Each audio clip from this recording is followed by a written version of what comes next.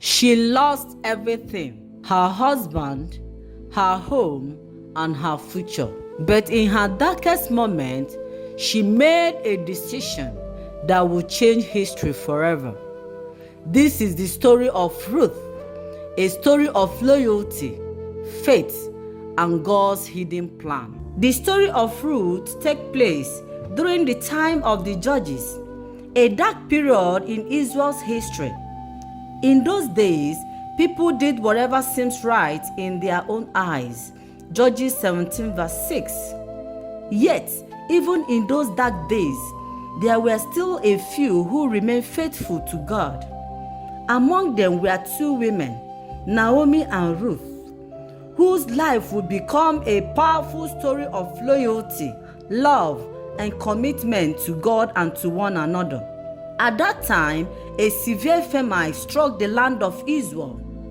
A man named Elimelech, along with his wife Naomi and their two sons, Mahlon and Chilion, left their home in Bethlehem and traveled to the land of Moab in search of food. Moab was a land east of the Dead Sea, a nation that had once oppressed Israel. Judges 3 verse 12. There was tension and history between these two nations. So the famine must have been very severe for Elimelech to take his family there. But in that foreign land, tragedy struck.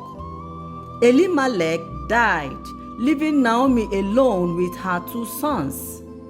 The sons later married Moabite women, Orpah and Ruth. But after some years, both sons also died. Naomi was left with nothing: no husband, no sons, no security.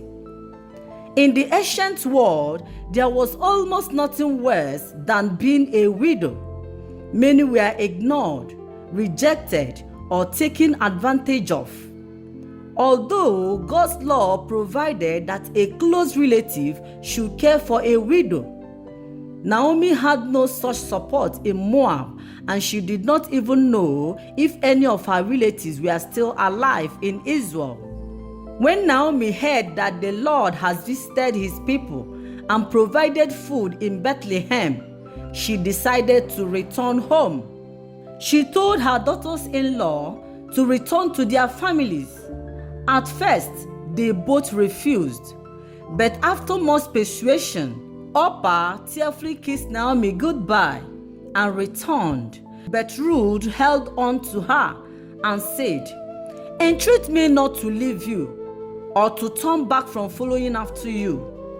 For wherever you go, I will go, and wherever you lodge, I will lodge. Your people shall be my people, and your God, my God." Ruth 1 verse 16. Naomi has left Israel full, married and secured, but now she returned empty, widowed and poor. So deep was her pain that she said, "Do not call me Naomi, call me Mara, for the Almighty has made my life very bitter." Yet in all her sorrow, Naomi did not turn away from God. She was honest about her pain, but she did not reject him. And so Naomi began her journey back to Bethlehem, not knowing that God was already preparing a new beginning. Moral lesson, chapter 1. Ruth was a Moabite, a people often despised by Israel. Yet this did not stop her from worshiping the true God, and it did not stop God from accepting and blessing her. This reminds us that God's love is not limited to one nation or group of people. Although he chose Israel to reveal himself to the world, his plan was always for everyone to come to know him. Through Jesus Christ, that promise was fulfilled, making salvation available to all. The Bible tells us in Acts 10 verse 35 that in every nation, anyone who fears him and does what is right is acceptable to him. Ruth's life proved that no one is disqualified from serving God because of their race, background, and nationality. Because of her faithfulness, she was greatly blessed, becoming part of God's divine plan, even an ancestor of King David and of Jesus Christ.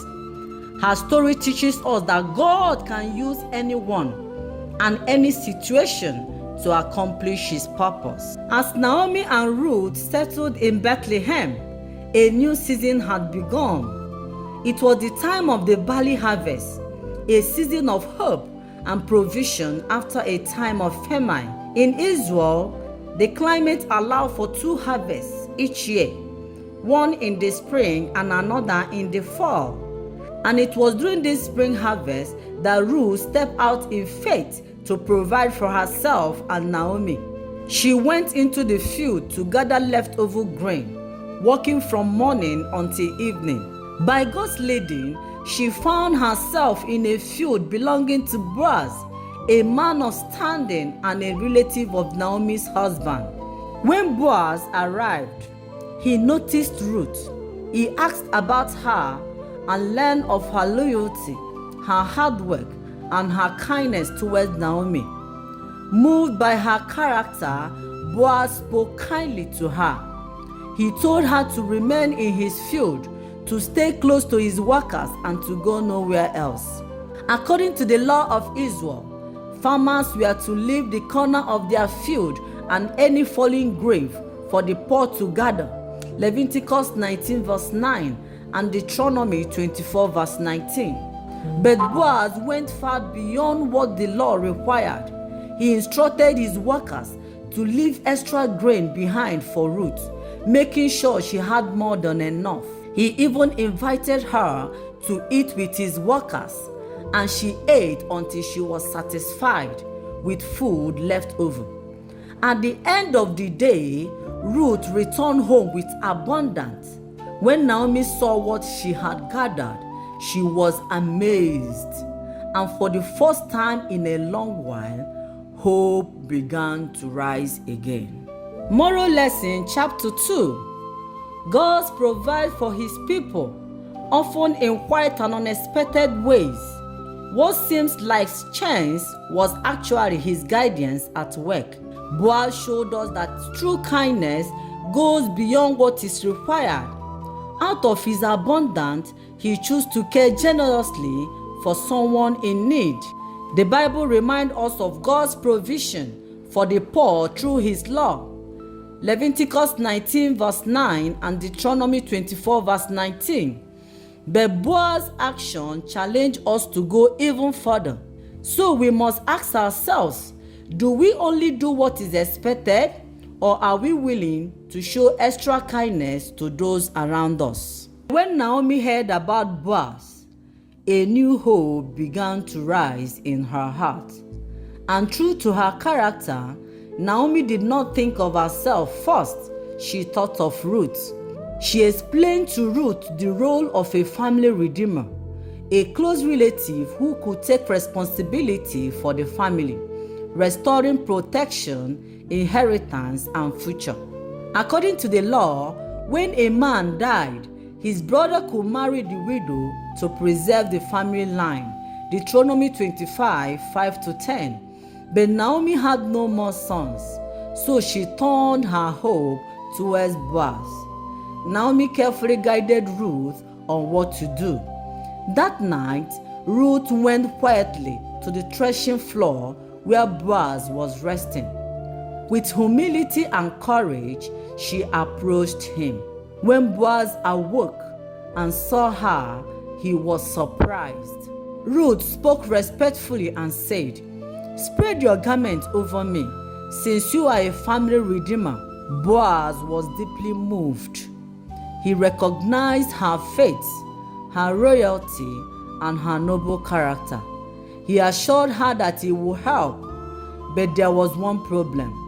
Another relative has a closer right to redeem her. Still, Boaz made her a promise. "Do not be afraid. I will do what is right." That night, Ruth returned home, carrying not just grain, but hope for a new future. Moral lesson, chapter 3.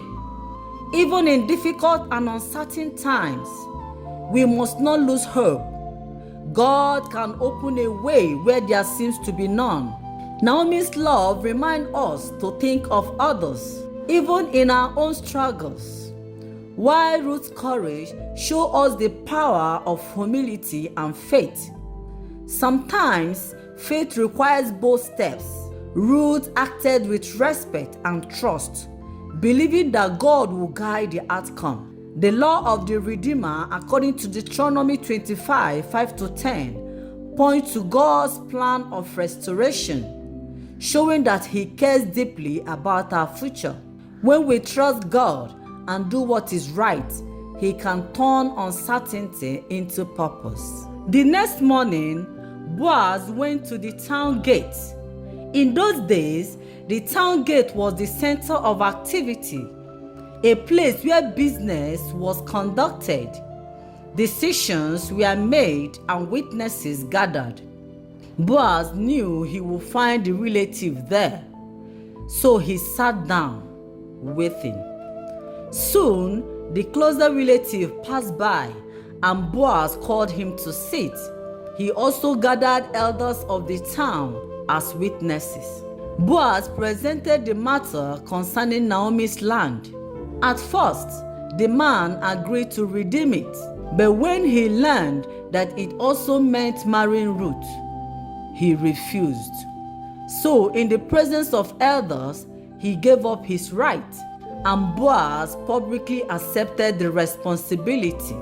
Boaz declared before everyone, "Today you are witnesses that I have bought all that belongs to Elimelech, and I have taken Ruth as my wife." The people rejoiced and blessed them. Ruth's loyalty and love for Naomi had become known throughout the entire town. In time, God blessed Boaz and Ruth with a son. Naomi, who once felt empty and bitter, now held a child in her arm. The women of the town said, "Praise be to the Lord, who has not left you without a redeemer." And through this family line, God was preparing something far greater. From sorrow came joy. From loss came restoration. From faithfulness came blessing. Moral lesson, chapter 4. God can turn even the deepest sorrow into great joy. Naomi's life moved from emptiness to fullness because of God's faithfulness. Ruth's love and loyalty did not go unnoticed. Her character was seen and honored by all, reminding us that a life of faithfulness will always bear fruit. Boaz acted with integrity, doing what was right in the presence of others. This teaches us the importance of honesty and responsibility in all we do. The Bible reminds us that God works all things together for good. Romans 8:28. Even when we cannot see it, no matter how painful our situation may be, God is able to bring restoration, purpose, and blessing in His perfect time. Finally, to some, the story of Ruth may seem like a simple story of a woman who found favor, but in reality, it is part of God's greater plan, preparing the way for the birth of King David and ultimately Jesus Christ, the promised Messiah. He can bring purpose out of pain and blessing out of brokenness. Instead of asking, "Why is this happening to me?" we are called to trust Him, knowing that He is with us even in difficult times. The Bible assured us that God works all things together for good for those who love Him. Romans 8:28. Like Ruth and Naomi, remain faithful, remain hopeful, and trust that God is writing a greater story for your life. If this story inspired you, please like this video and subscribe for more inspiring Bible stories. And don't forget to share this message with someone who needs encouragement today.